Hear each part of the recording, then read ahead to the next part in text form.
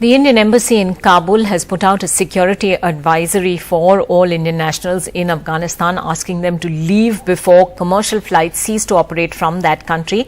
Indian companies have been asked to withdraw their employees from Afghanistan and facilitate immediate travel back to India. Afghan's President Ashraf Ghani has flown to the besieged northern city of Mazar-e-Sharif to rally his beleaguered forces. Taliban fighters have now taken more than a quarter of the country's provincial capitals in less than a week.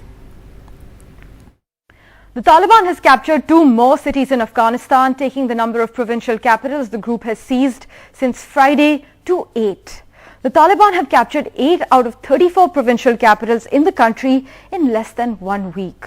The fighting rages on in the north, with the cities of Shibargan, Aibak, Kunduz, Talukan and Pole Khumri succumbing to Taliban control.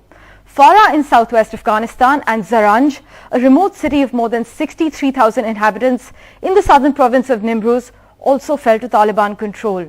Now, this hasn't happened overnight. The Taliban had already gained vast parts of rural Afghanistan since launching a series of offensives in May to coincide with the start of the final withdrawal of foreign forces.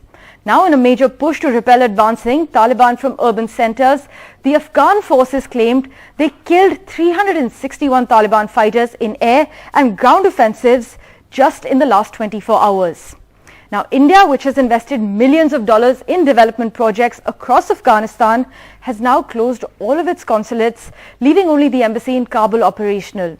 Around 1,500 Indians are currently staying in Afghanistan, according to available government data, and New Delhi has been supporting a national peace and reconciliation process that is Afghan-led, Afghan-owned and Afghan-controlled. Meanwhile, the United States, due to complete a troop withdrawal at the end of the month and end of its longest war, has all but left the battlefield. Despite the violence, White House Press Secretary Jen Psaki said the Biden administration still felt that only negotiations could bring lasting peace and stability to Afghanistan.